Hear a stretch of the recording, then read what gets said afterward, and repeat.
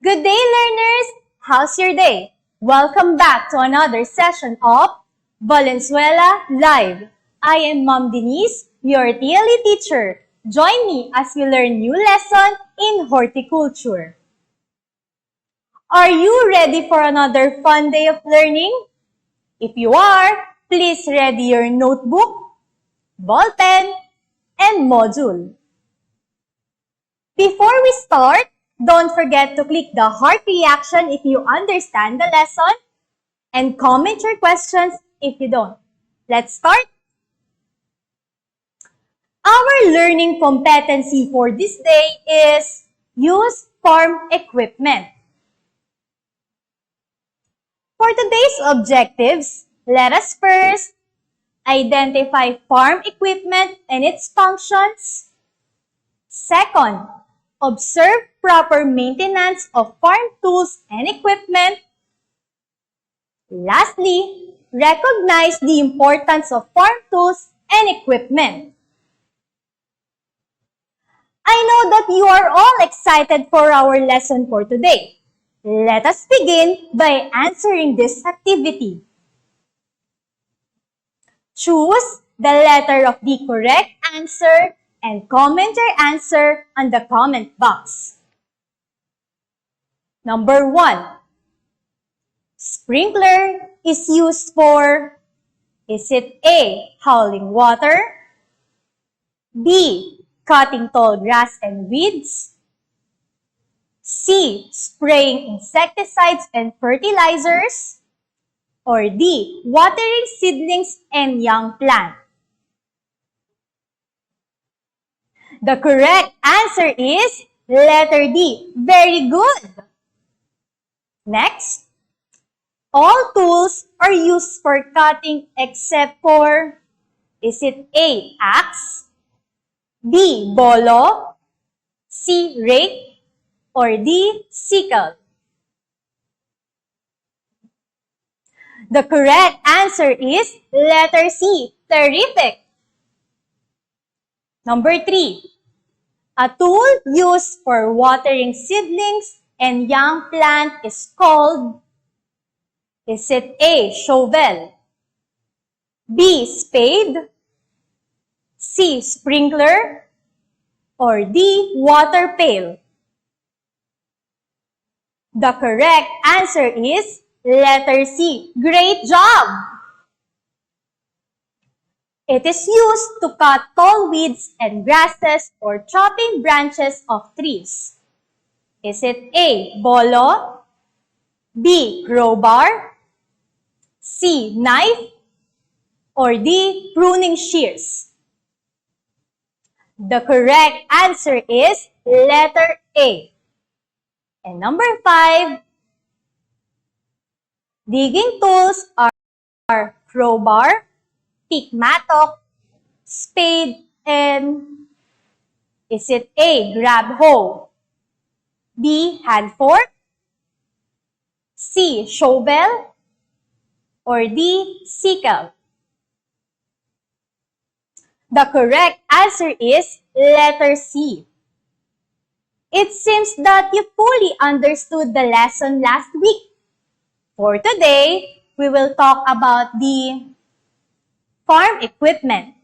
Do you have an idea about farm equipment? Farm equipment are machineries used in horticultural operations, especially in vegetable production. They are used in land preparation and in transporting farm inputs and products.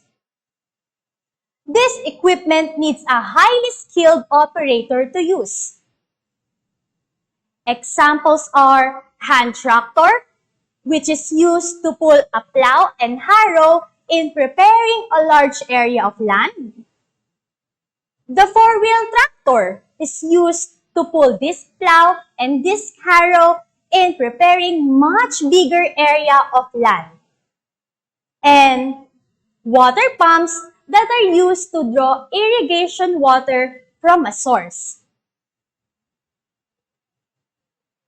It is also important to have pre-operative checkup on your farm tools, implements, and equipment before you use them for safety purposes.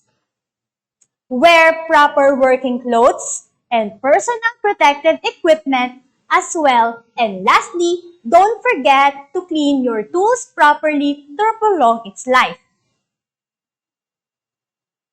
Here are some guidelines on how to properly clean your farm tools. Shovel, spade, hoe, or even the blades on a hedge trimmer will be a lot easier to use if you take a few minutes to knock some of the rust off the blade. Use clamping tool to hold garden tools into place while using whetstone in sharpening the edge of the tools. Apply ample amount of oil or lubricant at the end point of the tool to avoid rust.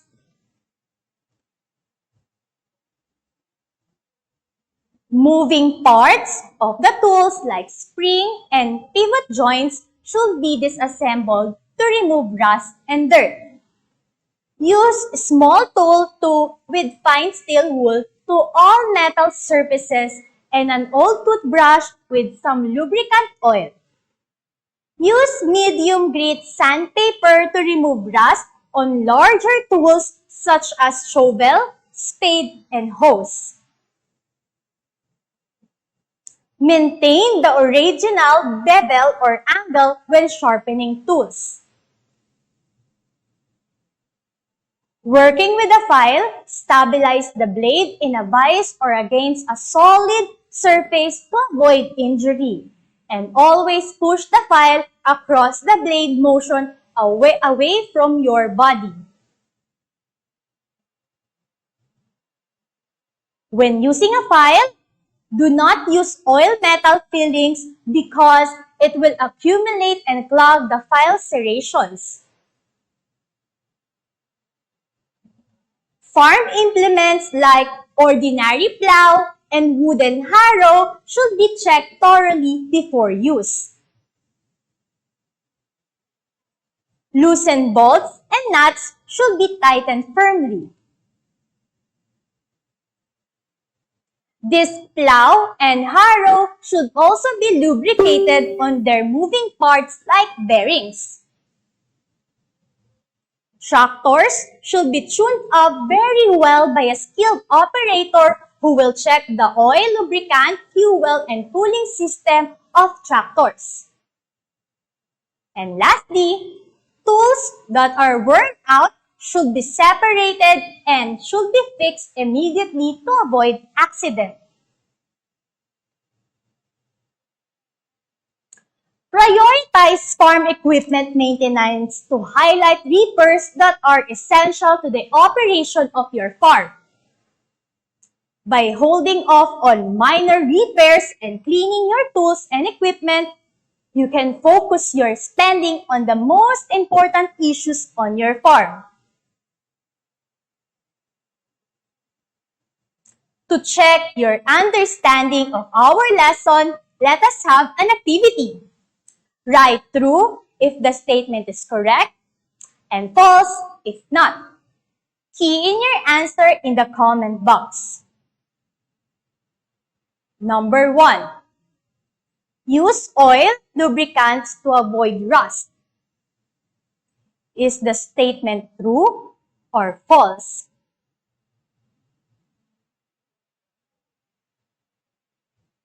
Great! The correct answer is true. File is used to maintain the sharpness of the blade of gardening tools.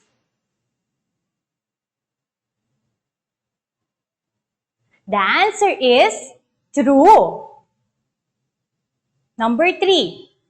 You need to disassemble the farm tools before cleaning. Marvelous! The answer is true. You need to disassemble the farm tools, especially the moving parts, to remove rust and dirt.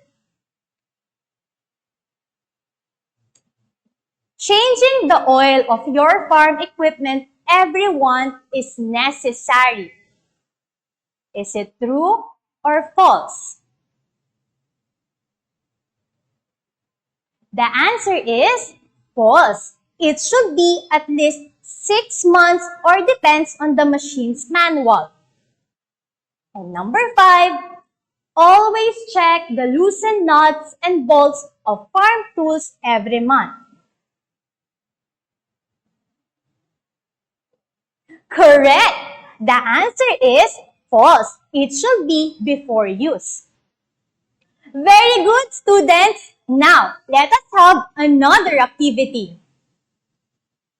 Give 5 examples of safety practices using farm equipment. You will be given 30 seconds to type your answers in the comment box. Your time starts now.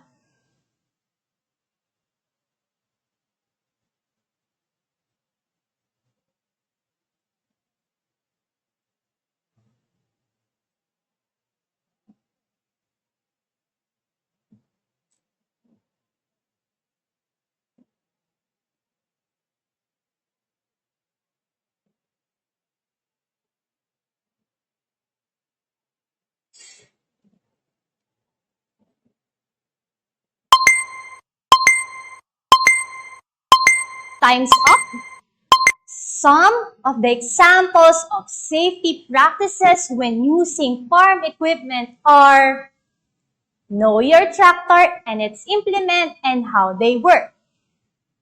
Tractor maintenance is one of the precautionary measures that you can take to avoid accidents. Never jump off the moving tractor or leave it with the engine running. Never refuel the engine while it is hot or running. And lastly, remove tools or other items that may cause tripping hazard from the operator platform. Were you able to give 5 examples of safety practices using farm equipment? Wonderful! Way to go, students! Gone are the days when farmers used to spend days and nights on the farm, manually doing each and every task all by themselves, from plowing farm to harvesting crops. Technology is heavily used by many farmers and horticulturists to plant and harvest crops, monitor livestock, assess field conditions, and monitor the health of plants or crops with electronic sensors and many more. May I have a heart reaction if you have understood our lesson for today? Congratulations, learners! Your time and effort in participating in this lesson prove that you are ready and answering the activities in your module. For your assignment, please answer the following activities in your Week 4 TL7 Learning Module. What I know and what's more. If you have any questions, don't hesitate to message your TLE teachers. Surely they will attend to you immediately. Thank you very much for making yourself connected in today's lesson. Again, this is Mom Denise, your TLE teacher, leaving you with a quote by Daniel Webster. Let us not forget that the cultivation of the earth is the most important labor of man. When tillage begins, other arts follow. The farmers, therefore, are the founders of human civilization. Keep safe, everyone! See you again in our next Valenzuela FB Live!